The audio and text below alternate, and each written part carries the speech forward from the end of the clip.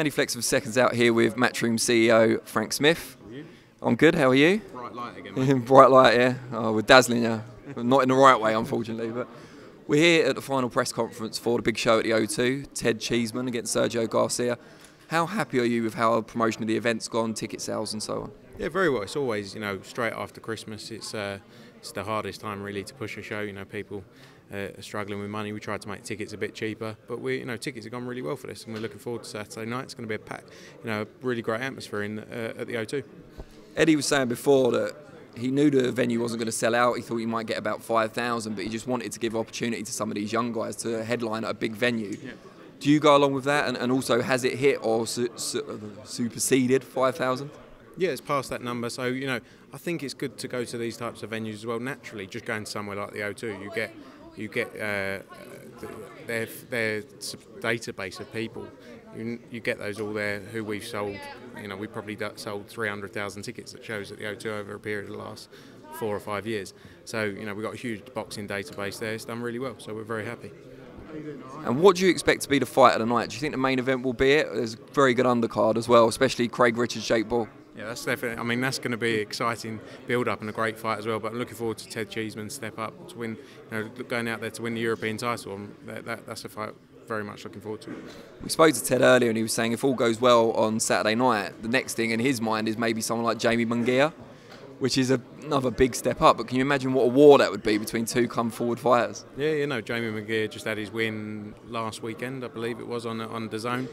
He's very talented. Obviously, fought Liam Smith. That was a tough fight. Liam Smith went in there, but I think that's probably a few fights away now. There's other big fights for him in the division as well. I wanted to ask you as well, you're obviously in charge of the UK operations predominantly. When you hear that, well not here, you obviously knew, when Matchroom signed someone like Srikasset, or there's rumours that you're very close now to signing Golovkin, how does that affect you and your business day to day? I oversee our US business as well, so I'm across everything we do. So, we're constantly planning. Our big thing now is we've got around 50 to 60 shows, so it's now the planning of trying to fit everything in and what we're doing and make sure we can be at every show. So great for the business, but we've got a lot of momentum over the last from the beginning of the year. We signed Rung Savai, as you say, last night. We signed a load of young kids. We're going to probably announce some more signings, probably either this week or next week. So it's exciting. It's really good. When you see someone like Stephen Espinoza of Showtime attempting to put DAZN down, as he has been on Twitter recently, does that kind of make you happy in a way that it shows that he's a little bit rattled, that he sees you guys as competition? Yeah, look, he should see us as competition. I think what DAZN are doing for the sport is massive in the US. Taking it away from that pay-per-view market in the US, which is just too expensive as a price point. He's obviously concerned about it. Otherwise, you wouldn't say anything. But he's got to do what he's got to do for his business. He's got to push his business. Fair enough. But we're here to stay for a long time, and it's interesting to read his comments. I was actually looking at them earlier, so very interesting take. We've seen some of the amounts that have been pushed around about what might have been offered to Golovkin by different broadcasters. Yeah. Is that kind of an element of the new competitiveness we see in boxing broadcasting now, that the purses available for the fighters are just going to go up and up? Yes, it's not everyone's trying to push those numbers up. We've got ESPN are investing heavily with Top Rank, PBC obviously with their Fox deal, and Showtime, and DAZN as well. DAZN Darren Barker. Darren Barker's punking you, yeah. You can get your revenge when we interview him later. He's got like a cocktail glass of water in his hand as well. I'm not sure what that's about, but he's crying. It's probably because of the Chelsea result he's crying. Yeah. Anything to say about Bournemouth, Frank? What's Bournemouth? Yeah. Oh, it's a football team. 4-0. No, I think as I was saying, there's so much investment in the sport now, which is great. It's great for the fighters especially. So, we're here to play a long-term game, not like a lot of these people who are just going to try and keep up with us. We've got the financial backing from DAZN, and we're very excited about what's in plan and in place for us. Kind of a connected question. Someone else on Twitter, I think I spend too much time on Twitter. But someone else, yeah, I do. Yeah. Someone else on Twitter said top 25 box rec pound for pound fighters. 24 of them are with either ESPN, PBC, or DAZN. Yeah. With the only other one being Golovkin, whose future will be decided very soon. That amount of power and fighter loyalty centred among 3 broadcasters, what does that say about the boxing scene at the moment? Is it a good thing or a bad thing? Yeah, I think it's good to have competition. You need it, especially it's great for the fighters. They're the main thing. They're doing very well. They're making a lot of money. They deserve it. You know, let's see how long this competition goes on for between everyone.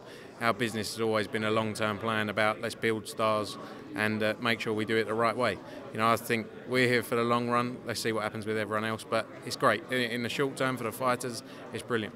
On the flip side, though, does it mean that if you're not with one of the big 3, you're kind of on a hiding to nothing?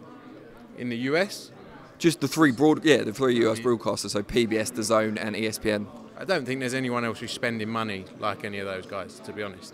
But as I say, how long does it go on for with certain people in the business? They're just trying to, you know, keep up, and how long can they do that for? I don't really know, but we'll see what happens. You know, as we've shown, we're open to work with fighters who work with other promoters. We're not a closed shop. We want to just do what's best for DAZN, Sky Sports as platforms, and if that means bringing a fighter in for one fight, we'll do it. If that means working with another promoter, we'll do it. So I think that's where we're slightly different to other promoters you'll see in other broadcasters. There's not that sort of open book. You know, it's all very closed shop. One last thing Espinoza said, and you've probably already seen it as you said you looked at his tweets. He said that before Showtime go out of boxing, DAZN will have started putting on pay-per-view events. What's your reaction to that? I don't think it's not their business model. I can't speak for DAZN at all, but that's not their business model. Is a subscription platform that you can come in and out of at any time at a good low price, as we've seen. You know, I think when we talk about pay-per-view in America, you have to. It's very much different to anywhere else. It's not sustainable at $80, $90. You can't do. You know, ESPN are going into pay-per-view. Showtime, you got Fox. There's going to be too many pay-per-views in the US at that price range. You know, people can't afford it. It's completely different in other markets where it's $25, say, in the UK. That's sustainable. This isn't sustainable. So I think that's the big difference. That's why DAZN have come into the fighting or the combat sports world. They see they can make a difference. And they've seen with their signing of Canelo that the ability is there to bring in the big names. And, you know, they've got their business plan. So I'm not too sure where Espinoza is coming from with that. He just has to protect his own brand. And, you know, when his business is heavily built on pay-per-view, as well as obviously their linear platform, but when it's heavily built on their pay-per-view business, they need to do that. So, you know. Brilliant. Well, we wish you the best of luck with this show on Saturday night and for the rest of the year as well. Thank you, mate. Cheers, mate.